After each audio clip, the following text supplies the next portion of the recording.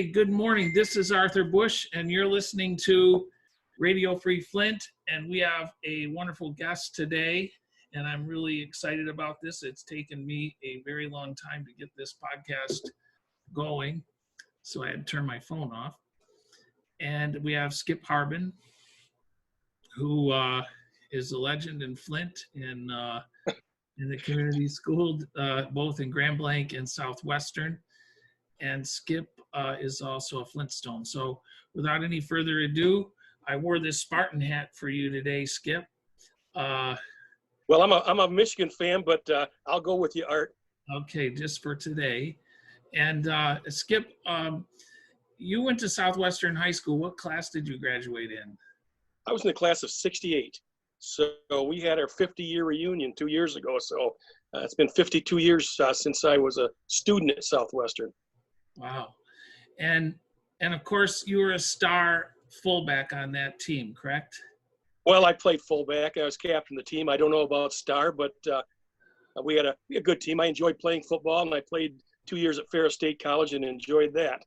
Played on the first undefeated football team at Ferris, and 3 years ago, we were inducted into the Ferris State Hall of Fame. Wow. Now tell me, I'm interested in Southwestern first, and then we'll move to Ferris. Okay.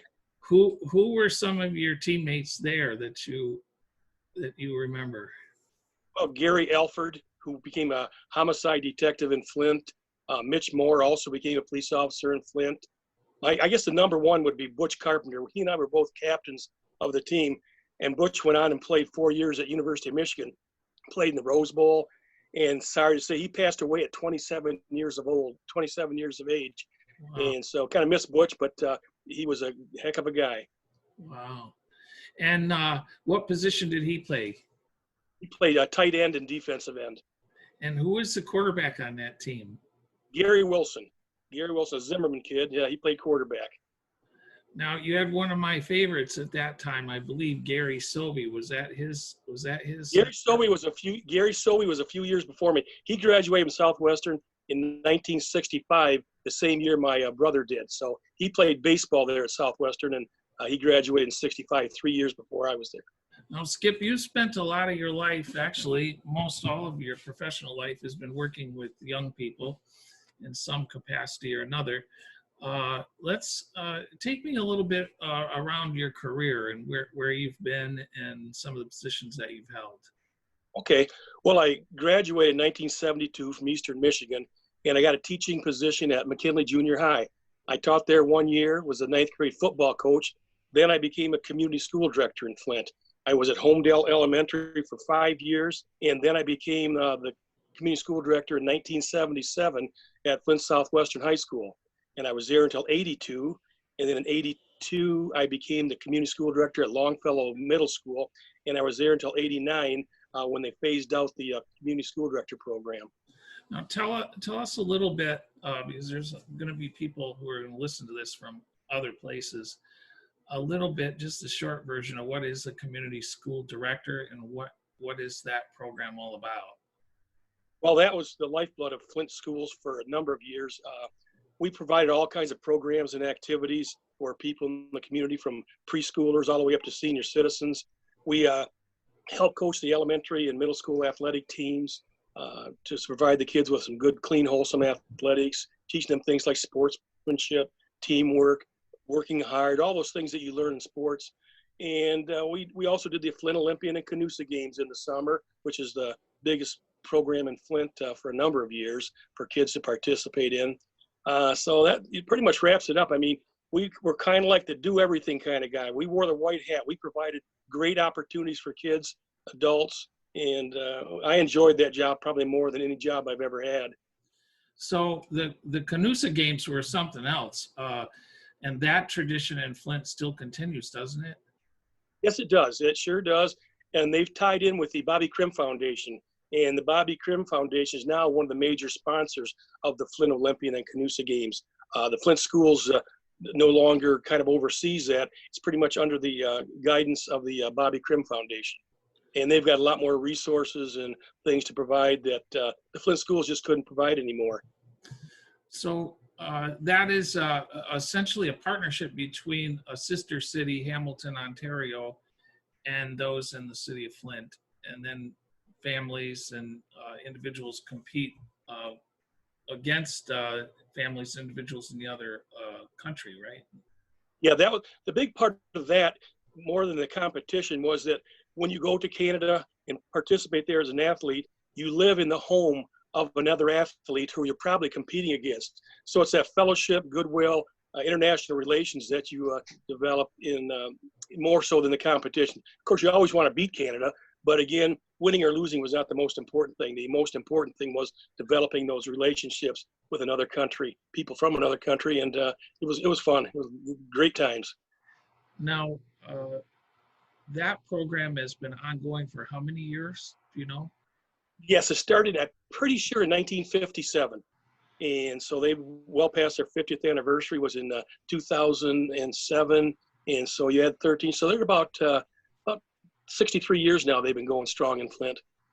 And the community school director, explain to the listeners what a community school director does.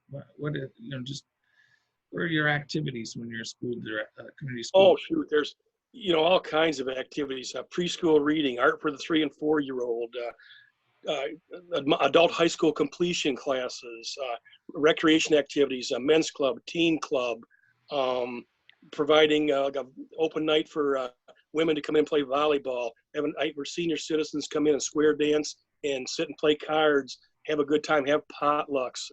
It was just a gathering place. The community school was the haven, was the lifeblood of each individual community. And when we had to start closing schools in Flint, that was probably my hardest decision. You're probably getting this later. When I was a Flint board member, was having to close schools. And we closed schools. A lot of those schools, the communities depended on those schools for those activities, for that place to go and gather. And when you start closing community schools, they lost that sense of community. And you start seeing some of these communities deteriorate as a result. Right. So I kind of tie in the loss of the community education program per se with the community school directors in the not really deterioration, I want to say, of Flint, but in a lot of people exited Flint. They went out to the suburbs, looked for different things to do because we just couldn't provide the same things that they used to provide. Now, you grew up in the city on the south end of Flint, near Freeman School. What were an example of some of the activities you participated in as a youngster?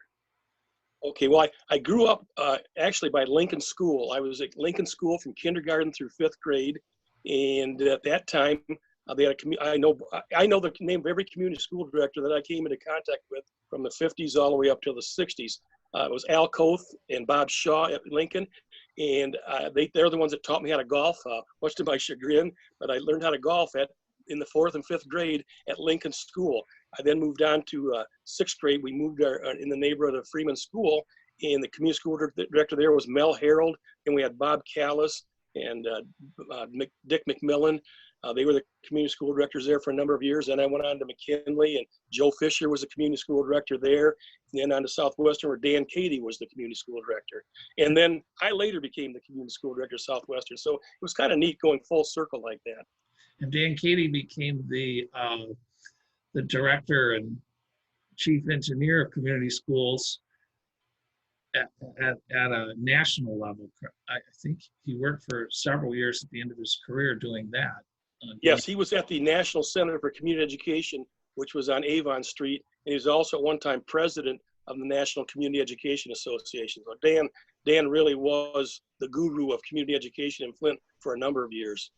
Yeah, we've had a guest or two who spoke about people coming here from other places to study things such as the community radio station that was begun, WFBE, and I assume there were other spheres where people came from even other countries to study Flint. Oh yeah.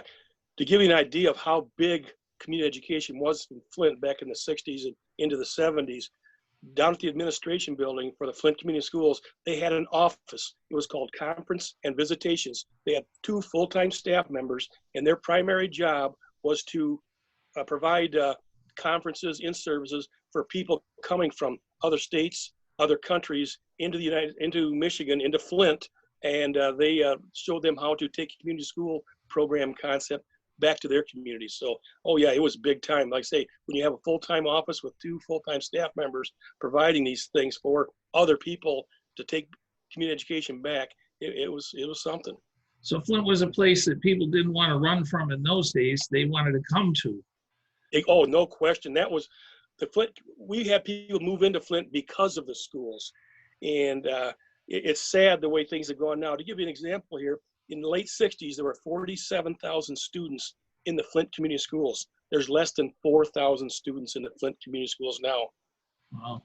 Now, Skip, you, at least in my mind, it's one of the reasons I called you, is you represent and are the epitome of Flint's heyday, so to speak. You were raised in the 60s in Flint, and you participated in all kinds of activities. I assume you had a flag football team someplace in there at some point. Oh yeah, at 6th grade at McKinley, or excuse me, at Freeman, and then we had Mott football program at McKinley, and that was provided by the Mott Foundation. On Saturday mornings, we'd go there, and a lot of times the high school athletes, along with maybe a coach or a teacher from the school there, would coach us, and then we played a few games down at Atwood Stadium to end the season. So yeah, it was big. Yeah, sports were always big in Flint. In fact, people might ask me why Flint is such a resilient and tough town, and I think the foundation is the athletics and sports programs. That is what really fed Flint. And you look at all the state championships Flint used to win: Central, Northern, Southwestern, Northwestern. I mean, for years, a year didn't go by that a Flint school didn't win a state championship in one sport or another. And it's sad now that we've gone down, that we don't have our sports teams have really haven't been doing as well as they have in the past, and that's what really bothers me a lot. It seems to have shifted in many respects to private schools. Of course, Powers Catholic is a great tradition, and some of the schools, Detroit Country Day, I think of, and some of the others on the west side of the state seem to have taken up that vacuum, if you will, of the demise of public schools. Sure. I want to get back to talking about you. Almost at every stage of your life, you've benefited, it seems like, whether it was football or academics or community activity, and then you went back to be a leader in that system. What was it about that upbringing of yours that made you want to do that and stay and help the people of Flint the way you did? Well, I think a lot of it had to do with growing up in Flint. My dad was a Flint police officer for 25 years, and he was an old school kind of dad, and you always gave back to the community that you brought up in. And he taught me that. He taught me that, you know what, we were offered a lot of things in Flint, and we owe it to Flint to give things back. And so I really feel that working with the kids in Flint was probably my high point of my career. I did go on and was the assistant principal and athletic director at Grand Blanc Middle School. And the good fun part about that was being the athletic director and working with kids. That's always been the most fun part of my life in my job, is working with kids. It's a rewarding thing. So you went and moved to suburbia, to the nice community of Grand Blanc, and you finished your career there. And when you retired, what was the position you held? What was that, Art?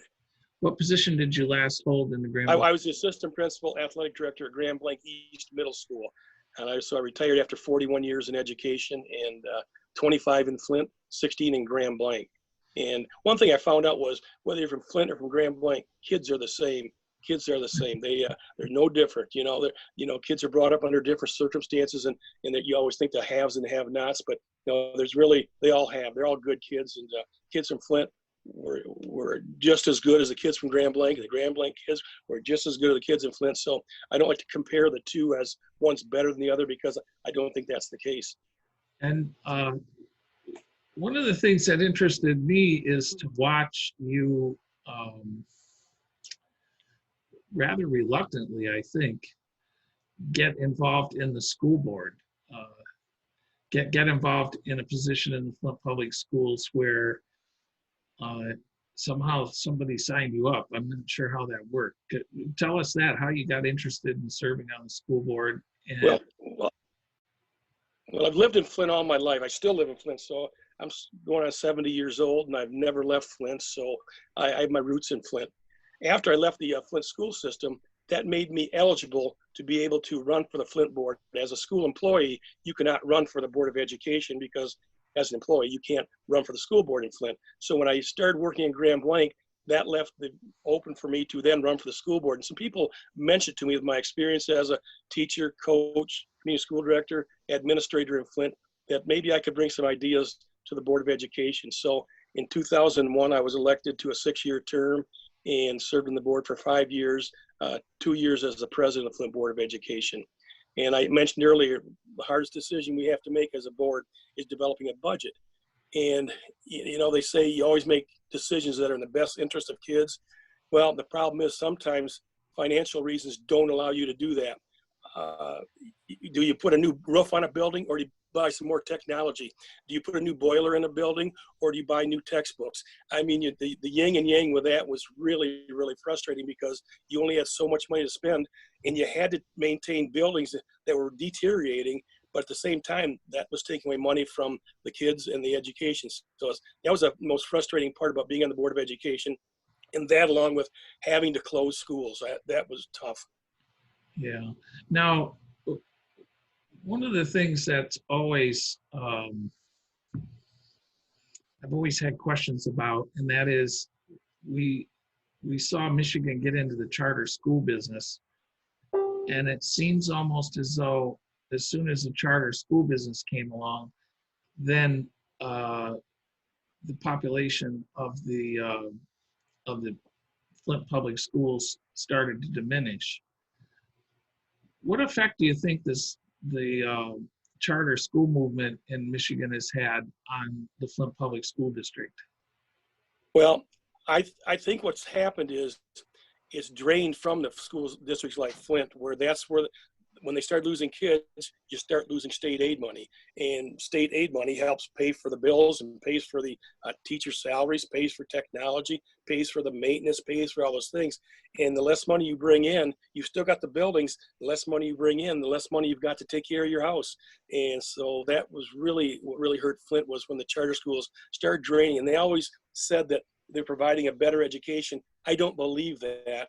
I believe that if we would have concentrated that money and developed Flint schools, we wouldn't have needed those charter schools. But the state of Michigan approved them, and a number of charter schools did start siphoning off pupils from the school district, and that did hurt.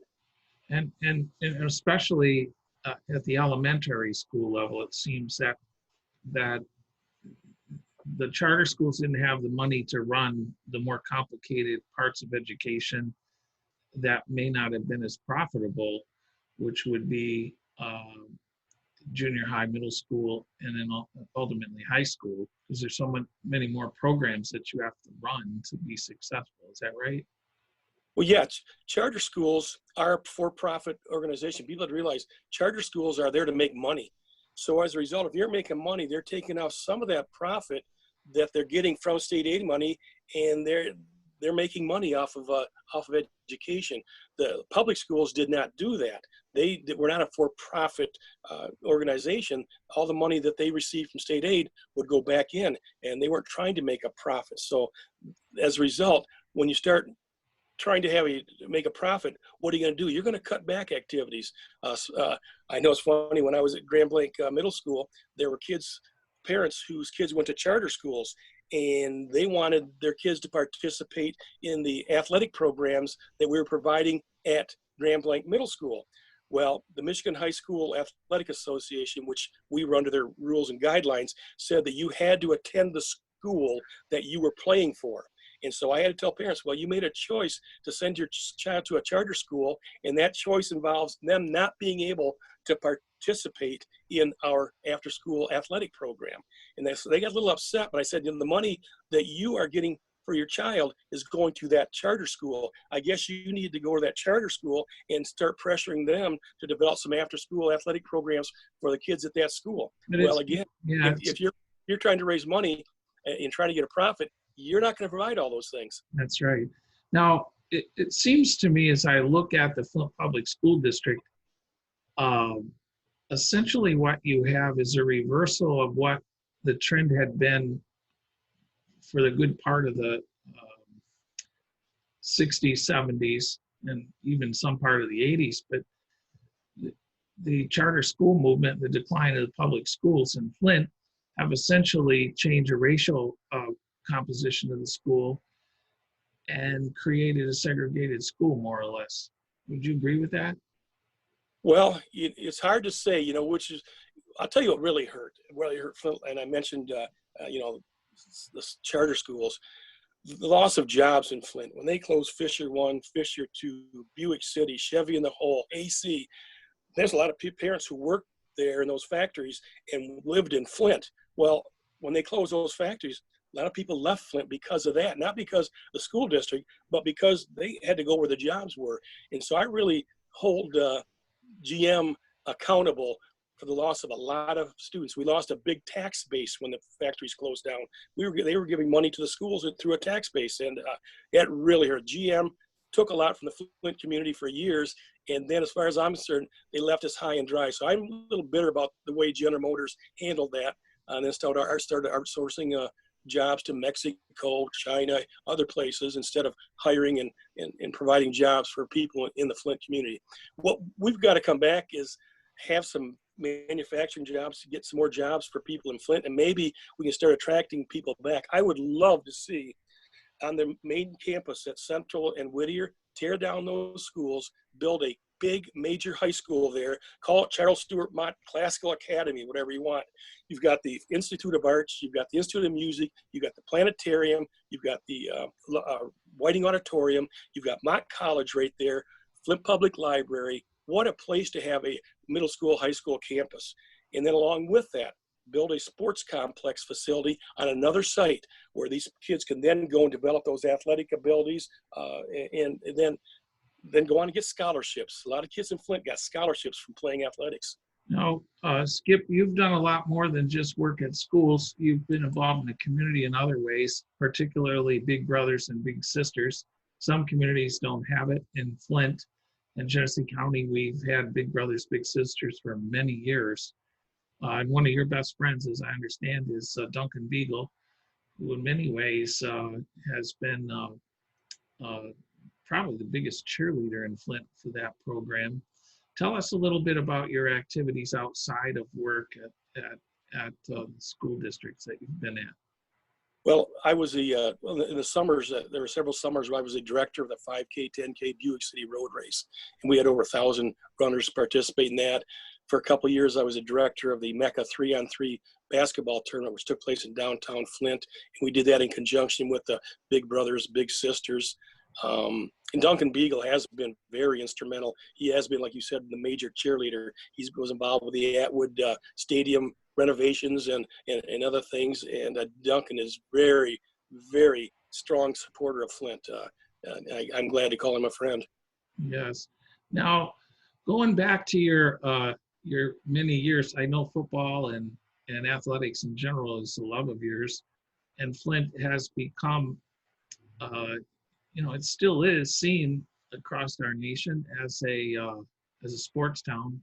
It's interesting to read in the paper here recently. They put the 10, highest drafted players from Flint in there, and it was quite a read with Hall of Fame football players and quite an amazing group. Everybody from Paul Krause, Reggie Williams, Brandon Carr, Mark Ingram. I don't want to leave anybody off. Lynn Chadnoys from my alma mater, Michigan State, who had Rick Leach from your high school alma mater. He did, but he didn't play professional football. He played professional baseball for a period. Right, for 10 years. But I guess going back into looking at that, what is it that makes these young people who come from Flint, and we still, they may not come from the Flint school district, but they're coming from other places still yet today. What is it that makes this area such a high growth zone, if you will, for professional athletes? I think it goes back to the elementary schools when they were giving good guidance and direction, learning the fundamentals of the different sports, and then they refine these skills at the middle school and high school level. And that was one thing, as community school directors, we all had sports teams at our elementary school, and we got these kids in the 4th, 5th, 6th grade and had them playing flag football, had them playing your organized basketball, had them playing baseball or whatever. And we just don't have that as much anymore. So I attribute a lot of those athletes, if you look back into their past, they had some very good guidance and coaching, not just at the high school level, but going all the way back to elementary school. Skip, when you were coming along in Flint, who were some of your mentors? Oh gosh, some of my mentors. Oh shoot. Well, Dan Cady was definitely one of my mentors. Vince Olszewski, who was the principal of Southwestern, was one of my mentors. And guys that I worked with, John Clothier, some of these guys who had been community school directors before I got there, they really helped bring me along, and it helped me because you always had support. If you had a problem, you call one of those guys up, and sure enough, they'd help you solve it. So there's too many to mention as far as my mentors. There, anybody I came into contact with who had more experience than I tried to learn from them. Just like when I worked for Ron Barnett as the assistant principal at Longfellow, one of the greatest principals I had worked for. And so I learned a lot from him as how to be an administrator, how to work with staff, how to be a leader. And I think I'm just trying to pick the best. One of my biggest ones, I forgot to mention him, was Bob Leach. He was my football coach at Ferris State. Very, very big mentor for me. I really enjoyed playing football for him. And as you know, he coached at Flint Central for a number of years. Then he went on to coach at Ferris State. Then he went on to coach the St. Louis Cardinals as assistant coach in pro football. Wow, amazing. Now, at Ferris, you said it was an undefeated team. And who were some of your teammates that we might know? Oh, Coach Leach recruited from the Flint area. Tommy Hamlet was an All-American that year. He played at Flint Northern, graduated in '68. Gary Alford started at defensive end. He played at Southwestern. Dave Gardy came back. He graduated in '65, was in the Marine Corps, went to Vietnam, came back and played at Ferris. I think that I counted there about 8 or 10 kids from the Flint schools and about another 5 or 6 from the parochial schools that played. Richie Green from Atherton, Alec Kennedy from Davison, Tom Monroe from Kersley. I'm trying to think, don't miss anybody, but no, and we just had our 50-year reunion of our undefeated team, and about 20, 30 of the guys came back. It was really, really neat. Some of our players, our teammates have passed on, but a lot of them are still around, and we always swap stories, and we're always better now than we were back then. You know how that goes. Yeah, for sure. For sure. Now, Skip, you grew up in a neighborhood in the south end of Flint, and it just as luck has had it here with this Radio Free Flint project that I've undertaken, where I'm doing personal history interviews. It seems like I got stuck in that neighborhood for some reason, and I've interviewed some pretty interesting people.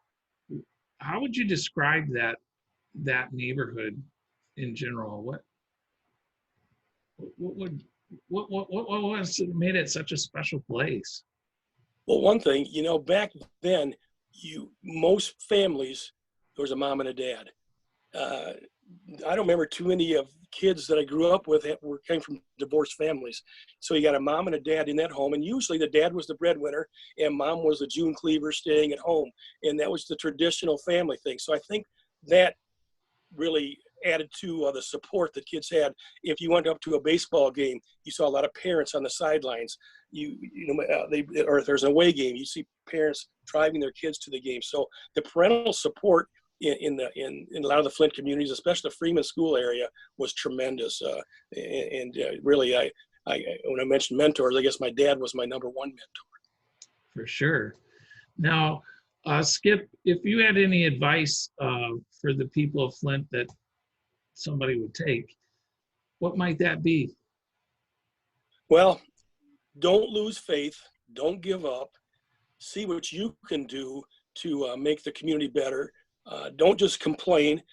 If it's a matter of getting involved politically, or being a volunteer at a school, or running for a school board position, or running from a city council, but be a part of the solution and not part of the problem. I think that's the big thing. And stay in Flint. You know, I've stayed in Flint, but a lot of my friends have moved out of Flint. It's the exodus says, I know a lot of people support Flint. And when I look at some of these supporters, none of them live in Flint anymore, but they love Flint. They grew up in Flint, and they'll really brag about Flint, but they don't live in Flint. So I guess we need to keep the ones we got and try to get some of them to move back. Well, that's what I'm trying to do with this project, is at least bring Flint to them for the minute. And maybe they'll get inspired by people like you. Skip Harbin, I could talk to you for a long time. I first met you on that hard surfaced field out there behind McKinley School when you were a high school senior, and you were trying to teach me how to be a fullback, which did it work? Did I help you or hurt you? No. I wish I had a few moves, but I didn't have the speed in those days. And then after I seen what was happening with Whittier and all the great players that played on that team, about 10 of them went into Division I, NCAA Division I football. I think they beat our team like 90-0 or something. And I realized that maybe baseball was more my sport. And so that's how that kind of unfolded. But I still play golf, and I love sports as you do. And I want to say this, and on behalf of many people out there who have nothing but the highest regard for you. You are the epitome of what it means to be a Flintstone. And thank you. When I look back at all the things that I've done myself, there are people like you who are just the bedrock of that town. And so I admire what you've done. And I know you enjoy your retirement, and keep my beloved South End of Flint in line. I'll try to do the best I can. I just still live down the street from Freeman School, where you used to. I was talking to Jeff Natchez the other day, and he talked about playing some of those sandlot football games we had. And he said that would toughen him up to play football in high school and baseball, and go on to play semi-professional ball and professional ball. We had some tremendous players that would join up on a Sunday afternoon at both McKinley and Freeman, and some of those kids went on to play in college. And Jeff the other day was reminiscing about Paul Krause, who's a NFL Hall of Famer. Some say the best athlete to come from our area. I don't know how you measure that, but he was one hell of an athlete. But you know, that also ended my football career because I got injured and I had to have knee surgery. So when Dar Christensen came, I had to tell him the unfortunate news was that I couldn't continue to practice with his team because I had to rehab that injury. So in any event, next time I'll have you interview me and I'll tell my story. Sounds good to me. Take care, Skip, and stay inside. Hopefully, I know that you'd give that advice to everybody who's listening. Please stay at home just a little bit longer. It's not going to be that much longer, hopefully. But for now, this is Radio Free Flint. Your host, Arthur Bush, and guest today, Skip Harbin. Wish you a very nice day, and hasta luego. Bye-bye.